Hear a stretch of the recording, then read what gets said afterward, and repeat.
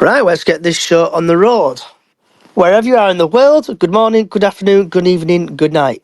Welcome to Bradford City vs Accrington Stanley Pre Match chat, other Bradford City stuff, and also tennis balls. I have sent an open invitation out to the supporters boards to come and join us today. I know one of them's here already, but hopefully the rest will turn up. If not, the invite's there as well. Also, I've asked Roop out to come and join us to discuss about the plans tomorrow, if there's going to be tennis balls or not, or just basically see what happens tomorrow. I am joined by my regulars, Stan and Diane. Hopefully Callie would join us at some point.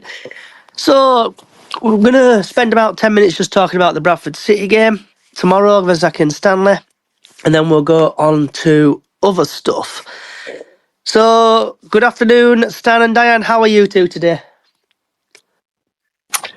I'm hungry. I'm just about to put my tea on. What about you, Diane? Are you okay, love? I'm fine, yeah, not too bad. £1 million question, Stan. Though, what are you cooking for your teammate? It's become a bit of a ritual now, but it's Fish Finger Friday. Fish finger Friday. Brown sauce, red sauce? Vinegar, about 10 gallons of it. Nice. Right. So, starting off looking at the league table, Bradford City are currently 19th. We have played 18 games. We've won 5, drawn 5, lost 8. We've got a current goal difference of -7. Accrington Stanley, who are they exactly? They've played 18 games, won 9, drawn 2, lost 7, and got a goal difference of 3. Tomorrow's referee is Keith Shrewd. He has refereed 8 championship games, 1 League 1 game, 1 League 2 game, 1 Super League game, Women's Super League game. Bloody hell. In 8 championship games, he's giving out 45 yellow cards. In League 1, he's giving out 3 yellow cards. In League 2, he's giving out 6. And in the Women's Super League, he's giving out 6 yellow cards.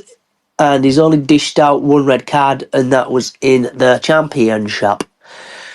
And then we'll just quickly glance on to the Bradford City team news. So this is from the TNA, and it's from Simon Parker. And he's saying Graham Alexander may decide to stick with 3-5-2 after the big win in the Bristol Street Trophy. Where are we? And team news for Accrington Stanley. John Coleman will be hoping to have Sean, Wally and Joe Pritchard available again after Jack Nolan's hamstring injury added to Accrington Stanley's casualty list. Oh my God, pronouncing names again. This is my best part of the day. I'm just going to call him Longello. He's hurt his ankle and he's also in doubt. Their top leading goal scorer is Josh Andrews on 6. So, Stan and Diane, what do you think will happen at the game tomorrow? I think it'll be a win. I think we'll carry on winning. If that's what you mean? Yep. I think we'll win. Because we've got that win under his belt now, so should do. What about you, Stanley? Stan, sorry. I think it'll be interesting. I think I'm hoping that the momentum will carry on from Tuesday night, and it's more about are there sort of elements in the performance that you kind of think, right, okay, we can start to string a few wins now, and hopefully, I would say if we play like Tuesday night, I know it was Barnsley's like 10th team or something, but that breeds confidence. That's what it's about at this point. Get the wins. So I'd say we have the potential to win if we play to how we sort of played on Tuesday night. And hello, Raj. How are you today? Hi, good evening, John. I'm all right. How are you? You okay, Johnny? Sorry. Yeah, I failed my HGV other day, so I'm a bit disheartened, but I'm going to crack on with it and hopefully pass retake it. You'll smash it next time. Onwards and upwards. I will. Be positive. So, Raj. Let's hope he doesn't literally smash it though, Raj. Smash it as in passing with that certificate in his hand. That smash it, I would say. So, Raj, what's your predictions for tomorrow, and how do Okay, you think so we'll line up for tomorrow? obviously, I went on Tuesday night after work. I finished, so I just drove straight to the ground after I got in, and it was a very good performance. Did well. We played quite a strong team, which I didn't expect. That was probably a statement of intent after what had happened in the previous game. So it's pretty much a strong A team that we had out. I think tomorrow we'll win. It's going to be tight, but we'll probably scrape it like 2-1. And I think he's going to stay with the 5-3-2 formation. And one thing I'll say though is John Coleman and the way he sets up his sides, it's going to be a very tough game and it's going to be a hard game. And at the moment they're flying, they're doing very well. So expect a tough afternoon either way. Don't even be surprised if it ends up being like a score draw or something like that. But yeah, it will be a tough game. I could see it going either way, to be honest, but I think we might just nick this one. But Accrington have got a good record against us, so that's all I can say, really. Nothing else. But yeah. If anyone else wants to put a request in, you know what to do. Put a request in, and me, Stan, or Dan will accept you. So then, just talking about the tennis balls. Yeah. Do you think it? So going from Stan to Raj and Dan as well. Do you think tennis balls will get thrown on the pitch No, tomorrow? I don't think that anything that will happen. I think it's just a lot of lies, and I think people are just making it up from what I can gather. You never know, but I don't see it happening tomorrow. What about you, Daniel? I don't see it.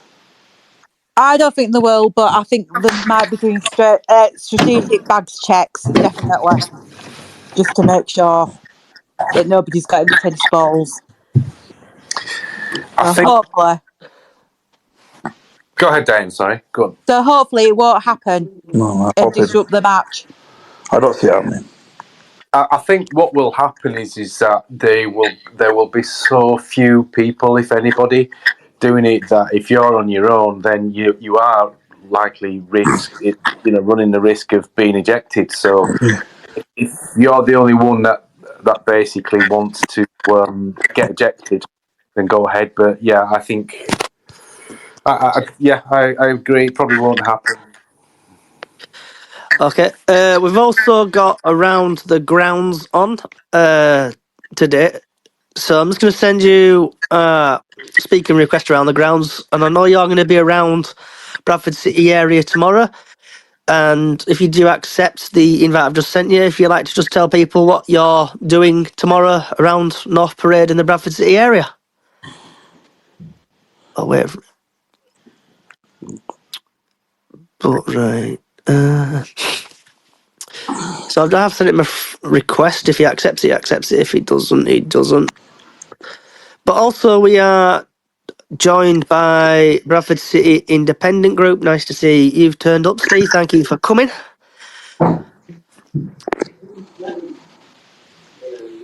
Is anyone any... Oh, here he is. Evening, right, how we doing? All right, yourself, Yeah, mate? good mate, thank you very much. It's first time doing one of these speakers, so bear with me, lads. Yeah, I'm just going to be about, just chatting to a few fans, just doing a little bonus vlog, just to get you guys' views on everything that's going on at Bradford City, because you're in a similar situation to my club, Sheffield Wednesday, and I just want to see how you guys are feeling about it, because reading on social media, it's quite varied, so it'll be just nice to chat to as many as possible. So I'll be heading down to North Parade. I've never been down there. I've heard it's the place to be, so I'm going to head down there and then head up towards the ground. So if you catch me and you fancy a chat, just give me a nudge, because sometimes I'm in my own world, so you'll have to give me a nudge. I think the Record Cafe on North Parade is probably the place to be if you want to go for pre-match beer and check out vinyls and stuff like that. So Lovely. I'll head there then. So we've had Jacob, who has asked to be a speaker. Jacob, the floor is yours. Cheers, pal. Evening, all. Hope you're all okay. It is my thing on the tennis balls. I don't think they will be. The reason being, First of all, it's just the opposite game. That means there'll be more active time at the end, and we'll lose all motivation. And what happens when we lose all that? We go lose their game. So if so, part to see what we did on Tuesday night and continue that. I can't see tennis balls being thrown on that pitch tomorrow. Jacob, whether you can or can't see it happen, what's your thoughts on the actual concept of it? Do you agree with it, or do you think it's not appropriate, or there's better ways of voicing concerns? I definitely agree with the fact that something needs to be done, but at the same time, is it really worth it at the game when we might be on top of the game? Or is there something to do out less is the stadium, or try to get a voice heard? I did see on social media the other day actually, people throwing tennis balls. It actually did okay for them. Like they got new owners, promotions. I do think something needs to be done, but in concept of tennis balls, not really. Okay. With the whole kind of concept of that, did anyone read John Dewhurst's piece in the width of the post? Did anyone see that? No. No, I've not seen that, Stan. It's worth a read because he's a very measured. John's a very measured guy. He did go to see Stefan in Germany when basically Edin was running the club into the ground, and what he was ultimately saying is that effectively I think Stefan does want to sell, but he is an honourable man, and I don't think he wants to just sell it to any chances. So ultimately, really, the issues is that as a club, it's not an attractive proposition from the sense of, obviously, don't on the ground, don't on the training pitch, whatever, and things like that. So, I'm sure the club gets approached many times by many people, but up to now, there's been no serious offer. Well, aside from the Wagme one, but you can all see what's going on down at Crawley, so it's worth a read. He's like I say, he's a good guy. He's John Dewhurst, and it's a very measured piece. Okay. Is anyone else want to put a request or anything and just on about the tennis ball issue? I know. Sorry, around the ground. What's your name? Sorry. Does it say what his name is? No. So around the grounds, like you said, you're a Sheffield Wednesday fan. I know you've had like issues at your club with high ticket prices and stuff like that. Has the fans been throwing tennis balls on the pitch with your team? They did, mate. Yeah, I can't remember what game it was. It was minimal, though. To be fair, it was a bit pathetic. Personally, I think there's a better way that you can do it without the tennis balls. I think it's a separate issue to what's going on the pitch. I think as a club, you need to stick together and try and get them results, because at the end of the day, that's what matters to you fans. It's results, and what's happening obviously behind the scenes is a side issue. So that maybe there's other ways that can be a protest, maybe a fan march or whatnot. Because we've had Jacob just put something in. Sorry, I've just seen this late. Jacob, 12 minutes ago, there won't be tennis balls after Tuesday night's performance. I think, to be honest with this, if you wanted to make an impact on the tennis ball situation, you would have it on social media like nearly every day. So I think it's a bit of like a publicity stunt on it all, because Rupout, who originally did the post, has not said anything since when did he put it on Facebook? Bear with me 2 seconds. So I'll get Andy Murray to come down. He'll have some practice. We'll get Andy Murray to come down. He's free, isn't he? So It Rupout, only lasted for about 2 days, though, didn't it? the overall hype about it. So Rupert posted on the 19th of November on his Facebook on about tennis balls, planned walkout at Valley Parade, or protest at director's entrance. So on Facebook, the result was to protest at the director's entrance. But then on Twitter, he then put on Twitter, I think tennis balls won, I think. Let's have a quick glance. Yeah, we did put that they'd won. We are delighted to announce we're going ahead with our tennis balls, thanks to all these who voted on their shared opinion. Tennis balls are to be thrown on the pitch in the 7th minute to mark 7 years of Roop's disastrous ownership. Please retweet and share. That was the 19th. And then on the 19th onwards, but for these in the upper stand or far away to throw, feel free to hover around the concourse till the 7th minute and help us make a mainstream media. Thanks again for involved. But it is not posted anything in the next couple of days. So I don't think that's going to work. We see Charlie, the parader, has got his hand up, so the floor is yours, mate. Hiya, right, I am out in Halifax right now, so it's going to be very, very brief, and then I'm gone. For me, right, around the grounds isn't here. Hello, mate, massive fan. If I'm at the game tomorrow, drop me a DM or I'll drop you a DM. Follow me back if you need to, and I'll speak to you about that. But for me, the protests, the problem for me is I've not seen anything sort of factually based.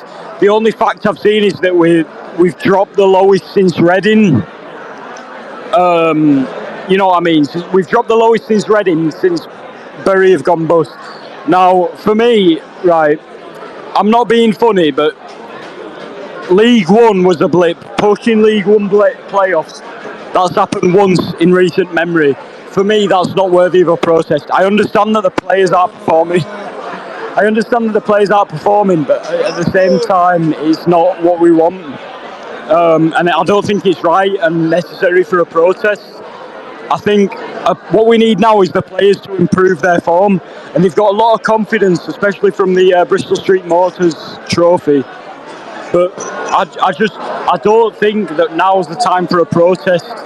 I don't know if you agree or what, but I just think now it could go terribly wrong. It'd knock the players, and I know I'll get called a happy clapper for this and whatever, but personally, I'm a stats man, and I think what's going on is the players protesting.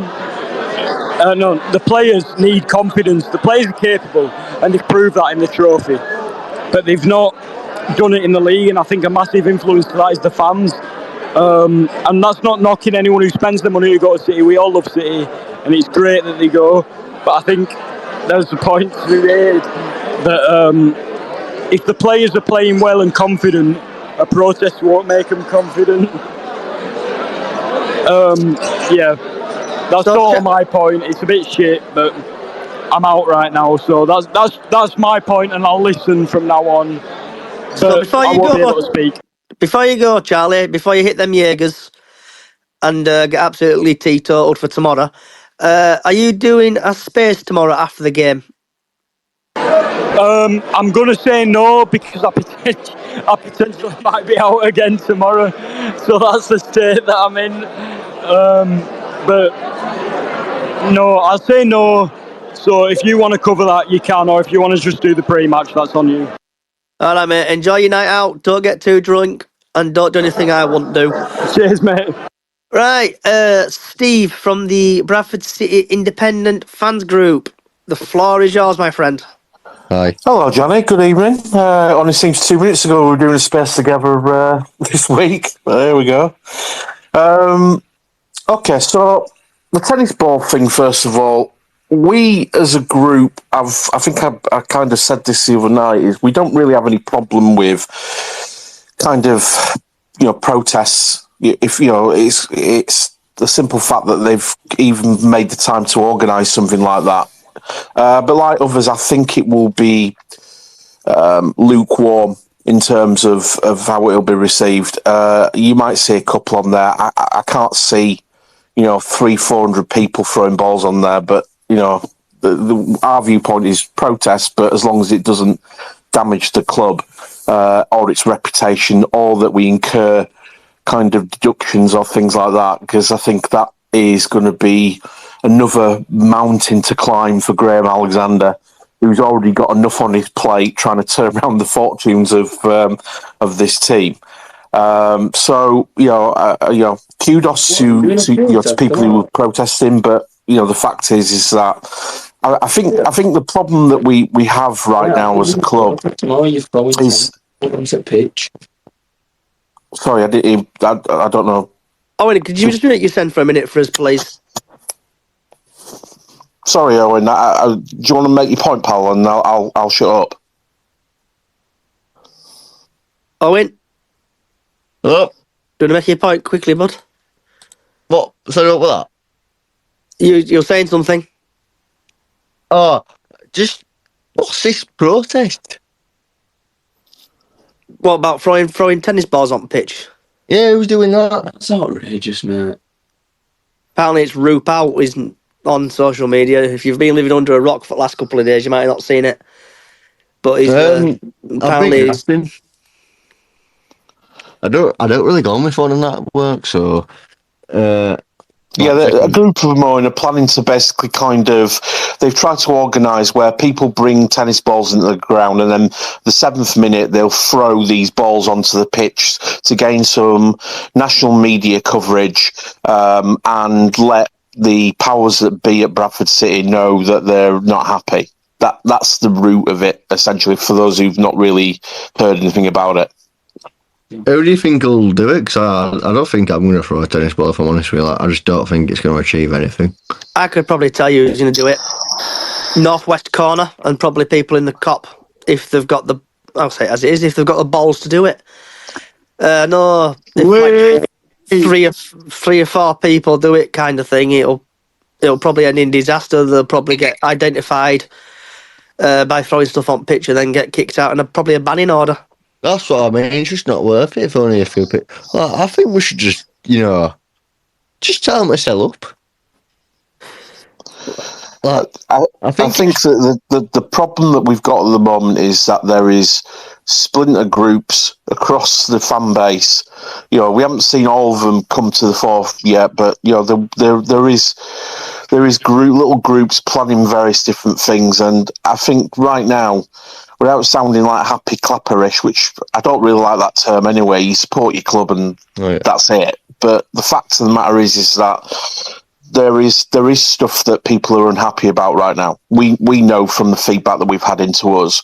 We're trying to remain neutral on it because we understand that fans have the right to have their own opinions. It's fine, but I think you've got to start to look at the effectiveness of what you're doing. That the reality is that there's rumours that Rupp is going to be at the game tomorrow. That he's flown in, and he's flown in to meet Graham Alexander. So literally, I'm sure there's going to be shouts of sack the board and things like that, especially if City don't start off well in that game. If they're giving it, we're going to lose. Well, I think it's going to be a really tough game. I agree with somebody who said earlier. John Coleman sets up teams very well. He's not fazed by the size of our fan base. He's not fazed by the size of the ground, and he'll basically want to kind of carry on the momentum from the Wrexham win. So I think it'll be a really tough game, to be honest with you. And if City are not at the races, then we could have a problematic day tomorrow, being honest. That said, we had our own kind of result in the week, albeit against an understrength Barnsley team, but they did look quite competent when they were knocking the ball around. They looked a lot more urgency about Bradford the other night, and I think that they linked up well. So we'll see. We'll see how which version of our side comes out tomorrow and as a go. But I think right now, Johnny, we've got a situation where there is a good percentage of fans that are unhappy. We, as you know, have called for, or we've suggested that we need to really get an emergency fans forum, because I think the only way you're going to diffuse this situation with fans who by the way, for the most part, frustrated, is by getting into a place where you can basically ask the questions. Whether you get the answers or not from Sparks et al., then I don't know. But I think that there's got to be some way that actually the club starts to communicate and engage with fans again, rather than just trying to sell them stuff via Twitter and other social platforms. And I think that's the challenge. When we look back, the facts don't lie. The club, when Rupp took over, was basically challenging for championship. It was in pretty good shape. There wasn't really any kind of fan derision at that point. No.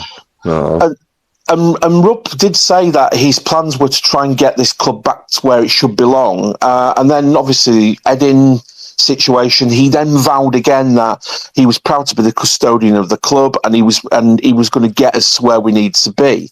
Now, from that statement to present day, something has changed with him, because albeit he's covered various different things, and now the club's self-sufficient. Great. It's his right or not to put investment in, but I think it doesn't make any business sense to me. As a business owner myself, I look at it and go, okay, well, if you want to sell the club, which is rumoured, and I think, Johnny, you said you early on apparently, or somebody said that John Dewhurst had gone out there and did a number with Rupp about Edin, and that he'd outlined then that he wanted to sell the club, but he wanted to do the right thing. Well, that's fine, but if you want to sell the club, then surely it's better to get the club into the healthiest position on field and the healthiest position in leagues, because your value goes up and there's more money that comes in with being in League One and then the Championship. So you surely then you're looking at, okay, well, I've got to invest here. I'll speculate to accumulate, because if I can get this side up the league and get it out of League Two, get it into League One and get top half performance in League One, not only am I going to increase potential Sky money or broadcast money, we're getting paid more for position in league. So it makes no sense to me why he's on I'm not going to invest, because and then still tries to charge the same price. Allegedly, he's looking for £10 million. I'm not sure that he's going to get that, if I'm being honest. And this thing about, okay, well, we haven't got any assets and there's no ground and no training ground. There's plenty of clubs that have been sold who don't own their grounds or don't have own their own training facilities. The fact is that the brand and its customer base, which is substantial in Bradford, is very valuable to prospective buyers, because they can sell lots of things to them and engage with them. So, there is buyers out there, but I'd like to see Rupp, if he seriously does want to sell, I'd like to see him basically make it formal. Go to an agent, basically put the club up for sale, announce that it's up for sale, and basically then follow that through. That's the reality of it that he needs to do now. If he's serious about selling, don't play it. Go out and formally do it. Put it up for sale. Do it. Make sure that all parties are aware that it's up for sale. Charge a reasonable price, or charge whatever you want to charge. But the fact is if he does genuinely want to sell the club, then he's got to put those things in place. So before we go to Stan, I know Tony's been waiting for a while. So Tony, the floor's you, and then after Tony, we'll go to Stan. Thanks, John, by the way. Yes. You there, Tony, lad? Tony? I'm here. He's here. So what's basically the floor's yours, mate? There'll be no protest tomorrow. I can guarantee it, because where they're going to all sit, if there's supposedly going to be all these people going to throw tennis balls on. There won't be one thrown on tomorrow. It's all, whether this kid is or whether it is, I think he's just attention seeking. Yeah.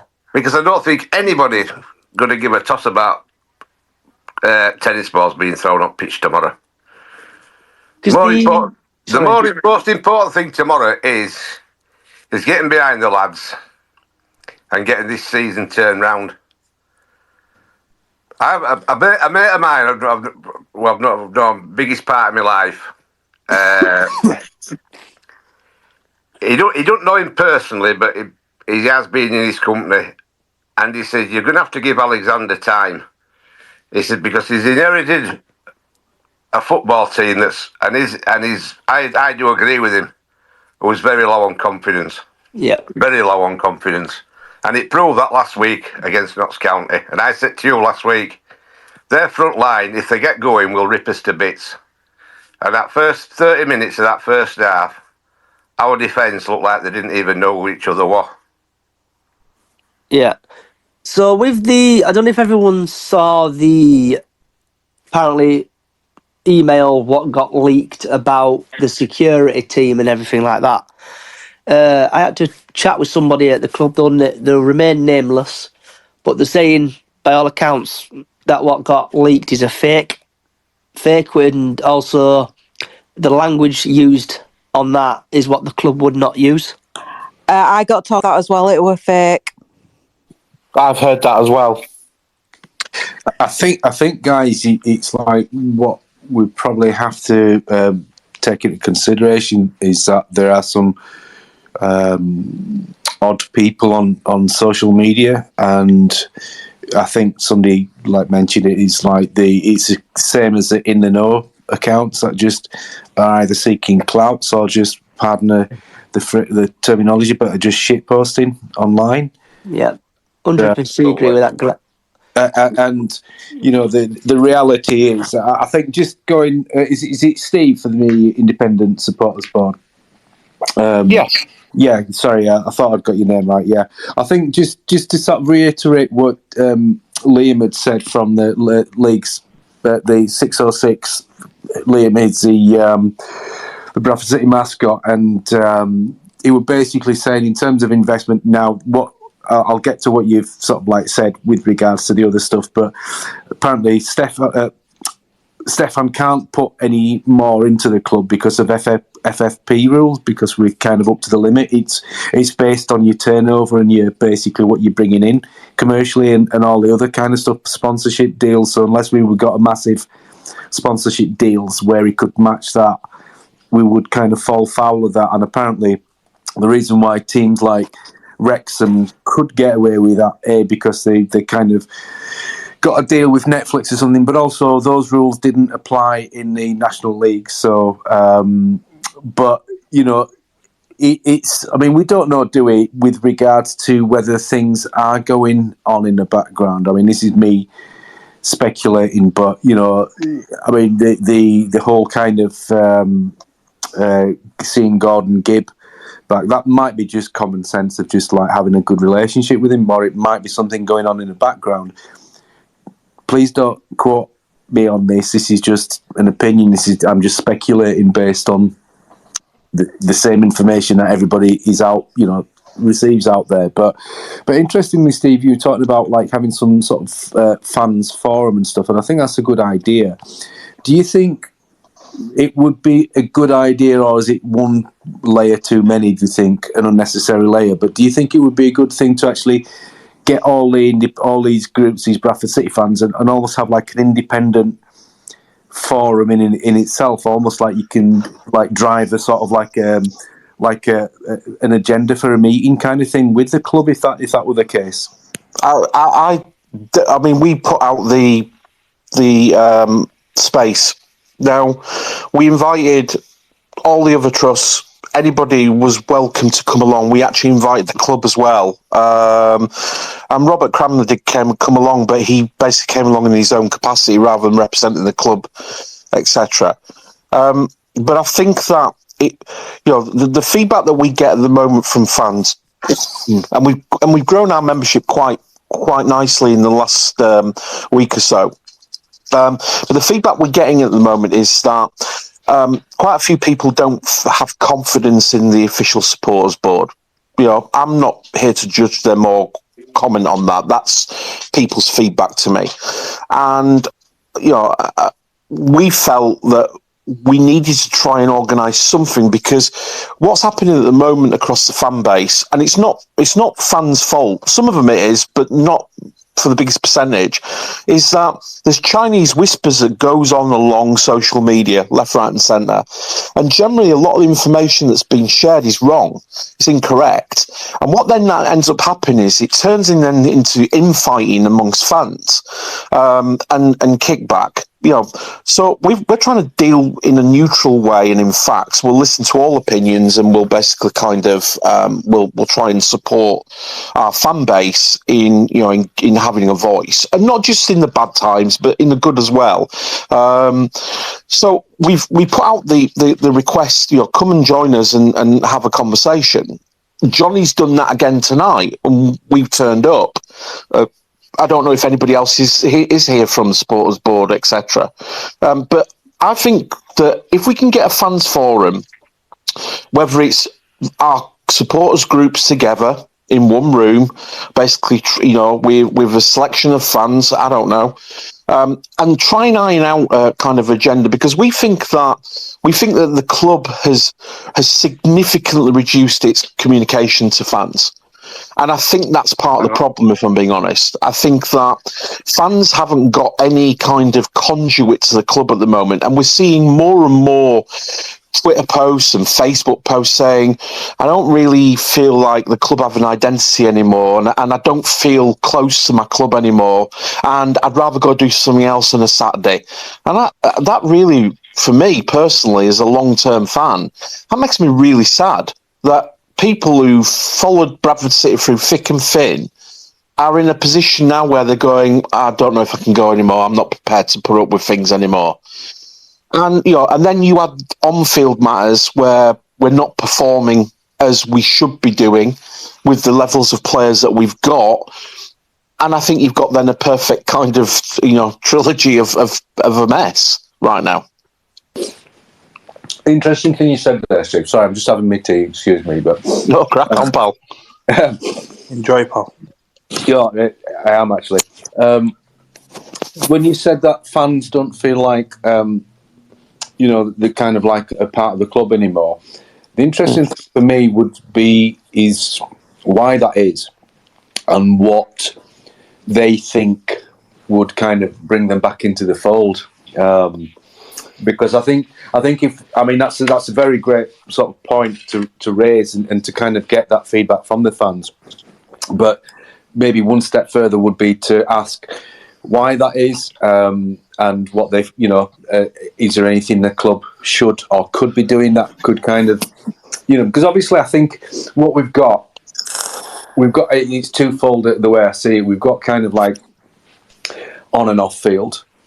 Now, obviously, on the field, we had a very good season last season, fell at the last sort of penultimate hurdle, haven't recovered from it as a club, which for me has then kind of, when things are going right, people don't notice what's going on in the club, if you like, but when things start going a bit wrong on the field, that's when people start to kind of pick up on things. So it's almost like, the way I see it is, we've got to kind of divide it into two. And with regards to the protests, etc., I think, I don't think, especially in game, I don't think like as an atmosphere or something, because I think that would transmit onto the pitch. And so it's kind of, I feel that to get some kind of like an agenda for like a fans forum or something, to almost do, to kind of see what the feelings are, and then kind of delve a little bit deeper into exactly what that people aren't happy with, and can kind of re-engage them with the club. Well, one of the things, Stan, that did come back to us was the fact that they felt that communication really, specifically for fans, about progress within the club and things like that was significantly down. So they didn't feel close to things. They've also stopped doing like the, I haven't seen one for a while, inside match day and things like that. And I think that was a good move to basically get people, around the training pitch before the game and things like that. But you're right. I think some people, the trick here at the moment is to take the emotion out of it. The facts is that we are languishing at the moment in a position on field that really is not going to make us an attractive proposition to potential buyers. So, that does play hand in hand with the commercials. The better we do as a club on field, the more commercially that we can gain. So the two are intrinsically linked from a business sense because you've got a better product. If the club is basically performing and successful, better product, much more buy-in. But I think that what happens is people then get dismayed. I think that the recruitment process for Graham Alexander, and I'm in agreement, we should give this man a load of time because I think I've got this funny feeling, it's just the way he speaks and conducts himself. He could be the guy that actually now kind of solves this and does another Parky potentially. That's how I feel. I don't think he's a chancer, and I think he's a student of the game. I think he studies various things. A lot of his stuff he talks about is the psychology of the player and getting them to have confidence and shoot when really their whole body's telling them not to shoot. Just little things like that. But I think if we can get on field working, and I think that Alexander will do that, and people can come back and beat me with a stick if that doesn't come to fruition, but I've just got a funny feeling that he's potentially the man who's going to change our fortunes on the field. But if we get a successful aspect of things, great. But if anybody listens back to this from the supporters board or the trust or whomever else, then DM me. We'll try and organise a fans forum. We'll look to get it kind of recorded, and because I believe in transparency as well. There's nothing to hide from our point of view. So we'll try and organise it. I've got no problem with it. I'll speak to Keith, try and do it at the Record Cafe or something, and make it happen. But I think if we can get a plan, and that's the other big thing as well that's missing, is that fans don't feel that there's a plan right now. On our space the other night, it was mentioned quite a few times. So, I think if we can get something that the fans can hold on to and go, right, this is a real plan at last, then I think that kind of confidence levels from supporters, because let's face it, our confidence levels are down as well, they will improve, and we'll start getting back to a point where people like me and my group, are kind of put away in the cupboard until, smash for emergency and we come out again. But yeah. I've just got one question to ask you, Steve. So, do you know, like the supporters board and other supporters board, do they have to have like a threshold or memberships to be then like the? Sorry if I'm not wording it correctly, but like the club, Bradford City would like look at you as like actually a supporters board, if it makes sense what I'm trying to ask you. So, as you know, Johnny, we have a brief form that we ask people to fill in to join our group. Just a membership. It's free. It costs you just your name and your email address. That's it. We don't. We're bound by GDPR. We don't ever share that or sell it on to anybody because it's not the right thing to do anyway. But the reason we have that is because if we can break a threshold, I think it is 1,500 to 3,000 members, then the club, and don't quote me this, I'll have to go check, but they have to recognise us as an official supporters group. Which I think is where the supporters board is now. They have obviously that relationship with the club. We want to constructively challenge the club when it's appropriate to do so. When our supporters and our members tell us that actually these are things we need to challenge the club on, that's what we want to do. We'll always remain independent. We've no interest in kind of being awestruck by sitting in Valley Parade, etc., because we go there as fans, so it's not really a big deal. But we do want to be in a position where we can actually ask the powers that be the questions that really matter, so that we can stop instances in the stands of people going, well, they're telling us this, and I've heard this, and I've done this, and the reality is that, me personally, my opinion is I think the supporters board have got to be more, I won't say aggressive, but more firm, and represent the fans accordingly. Because the reality is that if they're not going to do it, and they'll probably argue that they feel that they are, but if they're not going to do it, then we will. we've got no qualms about asking the questions that need to be asked. I'm not looking for a warm relationship with anybody. I'm not wanting to be best friends with Ryan Sparks, but at the same time, he and Rupp are custodians of our club. And as I've said many times before, they might stay for 5 years and then leave. Fans, we're here for life.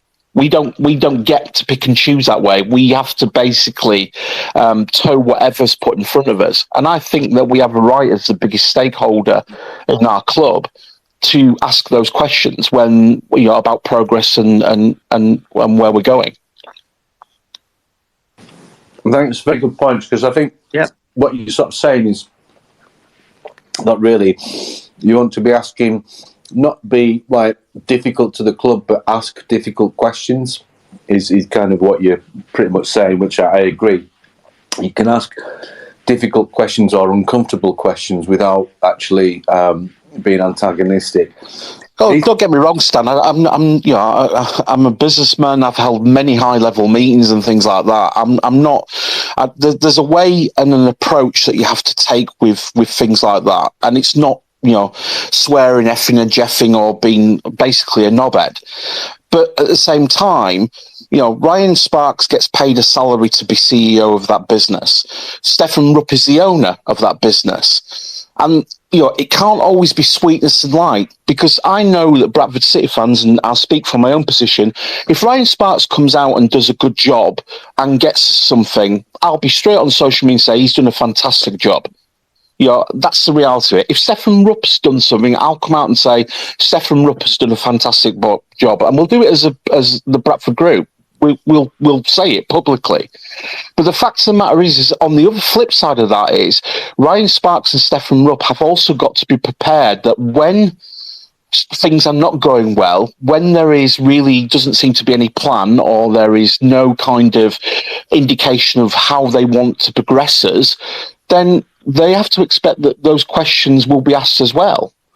And I think Jamie Rayner does a good job at Radio Leeds sometimes of putting those questions across, but I think we need a little bit more of a consistent approach. So praise when praise is deserved, but challenge constructively when it needs to happen.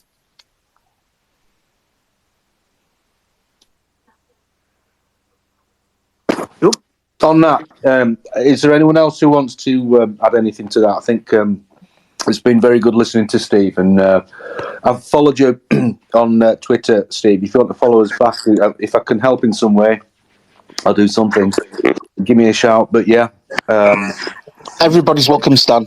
There's really is no agenda. Everybody's welcome. Every opinion's valuable. If we can't feel that we can't move something on that a fan is passionate about, then we'll be honest about it, because sometimes at this moment in time it's like a game of chess. The club really don't have to engage with our group at this moment. But the reality is that the more members that we get, the more people who sign up to our membership, they might just want to sit in the shadows and not engage with us and not do anything. But there might be some people who want us to get points across to the club.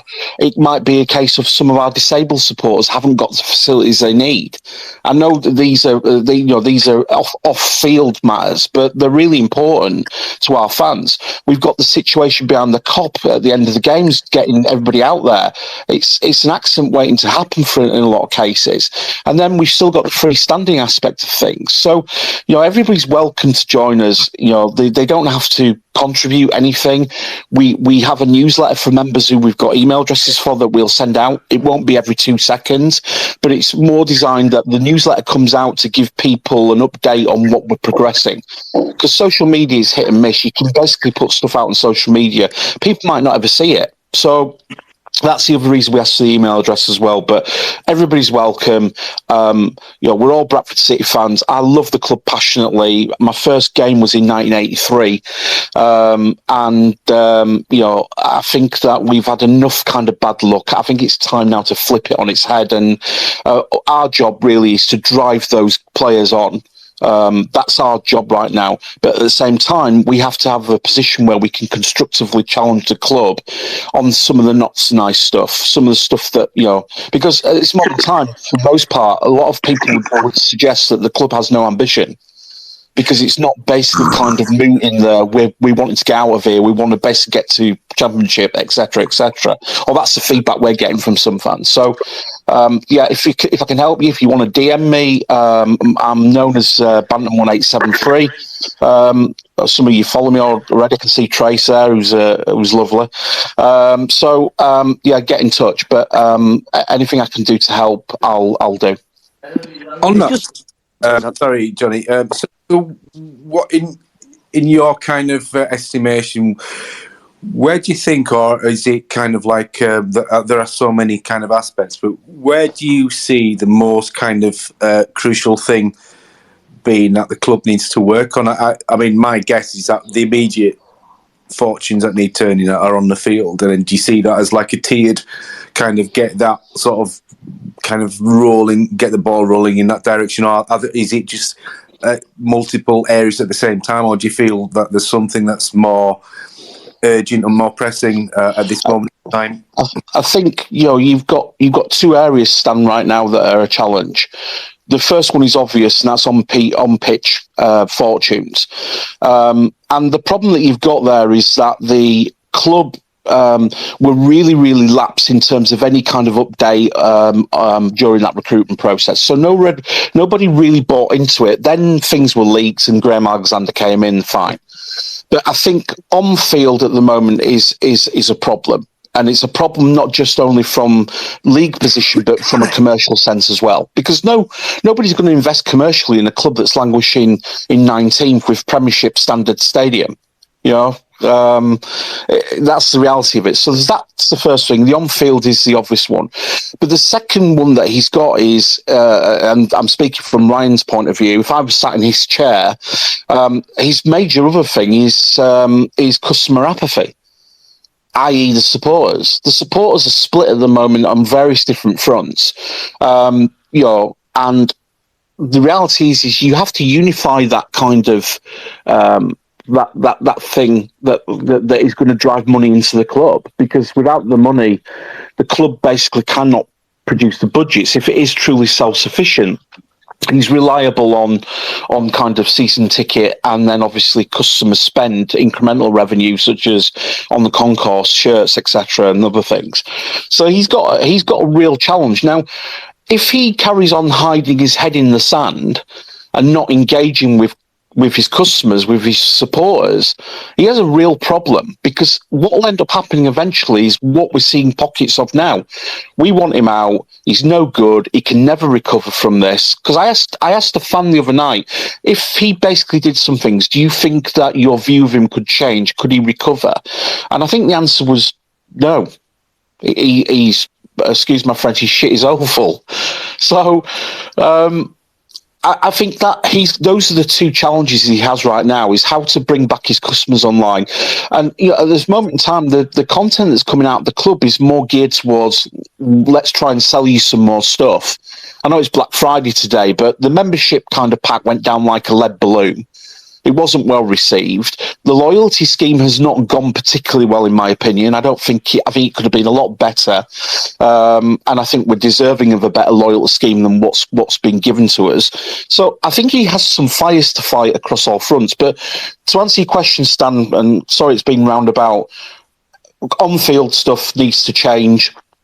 And he's got to basically now start to engage and build engagement with his supporters again and get them on side, because we know that when the supporters are on side, that ground rumbles with the sound that comes out of it. And if he can get them back on side and give them a vision of what he's trying to do and where he's trying to go, then we'll start to see fortunes change at the club.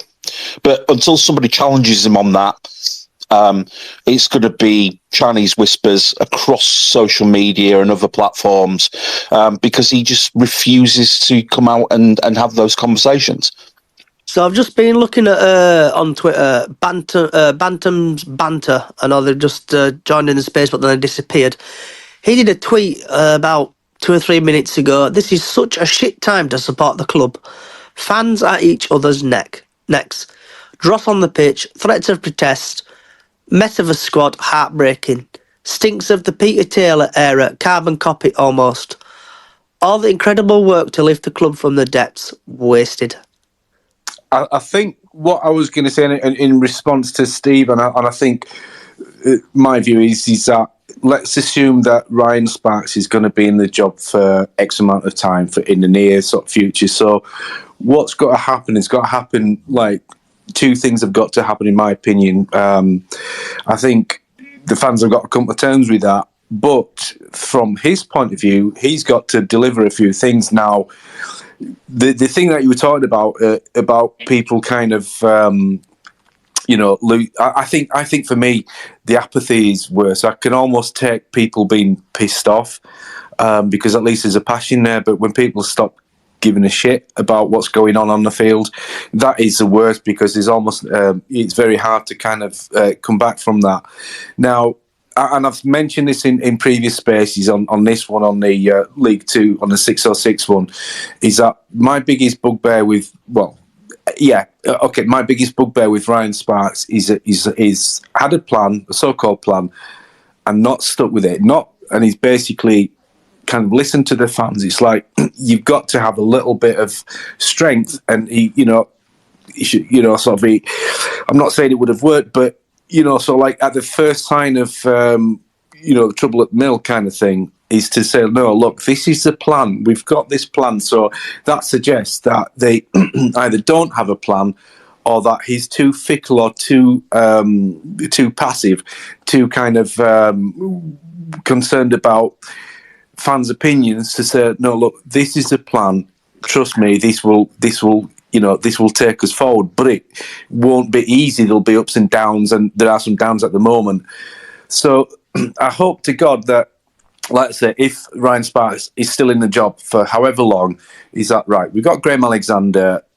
We've got to obviously give him till the end of this season, but give him the whole of next season and potentially the season after that, because, as I've said before, like when Parky was here, there were quite a few rumblings at the time, and Mark Lawn and Julian Rhodes stuck with Parky, and it kind of it brought us success, because obviously we had a good manager and he was the right fit for the club at the right time, but also they kind of rode the waves because they kind of trusted the plan. If let's assume that they did have a plan, and so that's one of my sort of criticisms of Spark. So I think, unfortunately, I get that people are pissed off with the club, with the way the club's run, or the lack of communication, because that can be kind of, things like that can be remedied. And I think we've just got to kind of go with it.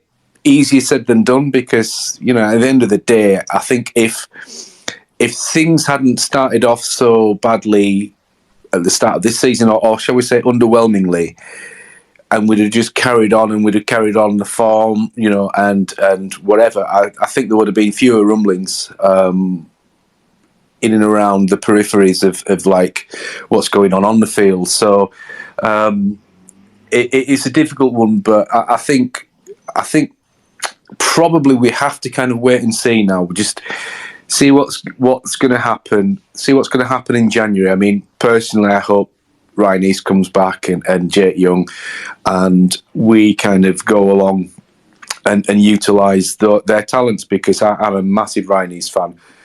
But that's that side. I would sooner the team progressed rather than like my favourite, not in a bad way, but I'd put the team over my favourite individual within the team. And so, yeah, I think it is a case. But I think, Steve, you've hit on so many good points there tonight, and I think we've got to, even if maybe we do it ourselves as fans, kind of find some kind of unification with regards to a coherent message to the club. And I think an organisation like yours can probably help that. Right. Going to start winding it down, but has anybody got any last words they want to say, or anyone, or does anyone else want to put a request in before we put the tennis balls away or send them back to Sports Direct tomorrow? Well, if anybody wants them, I've got loads here for me that I used to have for my dog. Because going back to that, I've just seen it now, actually, made myself chuckle. So 36 minutes ago, Scrapman Great name. I'll be stood outside with a sack full of tennis balls, giving them away in return for scrap metal. Yeah. Can I just So, say? Can I sorry, just say something? go for Our it. juniors are in action tonight in FA Youth Cup, but they were losing 1-0 at half time, so I think Barnsley want to get us back. And also, members of the first team coaching staff are in attendance tonight at the game. Oh, good. So that means probably none of them being squad tomorrow. Yeah, I can So, see them. so just one more time. I know, Stan, you like to sit on the fence. So your score prediction for tomorrow, please. No comment. Again. No comment again. Oh, you need to get off that wooden fence. You'll be painful in arse if you keep sitting on that fence. Diane, predictions for tomorrow? I'm going to say 2-0 and Harry's not going to let a goal in. That means we're going to end up losing 3-1 or something now. Don't you dare, what? And last but not least, Mr. Steve. Score prediction I'm for going tomorrow. 2-1. I woke up thinking 2-1, so I'm going 2-1 Bradford. Oh, you Okay. reckon Harry let a goal in? I'm sorry, Diane, but I've just got this. I think it'll be a really tough game tomorrow, genuinely. Yeah. But I think 2-1. I think home momentum will send us through. Okay, my prediction. Probably going to snow tomorrow now. Going to say this, but I think we're going to win 1-0. And I'm going to go Ash Taylor to score. Oh. Yep. I heard that somebody went down to the training ground that I know, and he said that Gilead was going for fun yesterday. Happy days. Mm-hmm. Right, I'm just going to push this button here. So I want to say thank you, everybody, for joining today. From Stan, Diane, Steve, and Owen, and other people. Also, if you like what you're hearing, you can find us on Bradford City Up the Chickens on all podcast services. Also on YouTube, Brace Dodge 1. Also, if you want to come and like us on Bradford City Up the Chickens on Facebook as well. Wherever you are in the world, good morning, good afternoon, good evening, good night. Thanks for listening.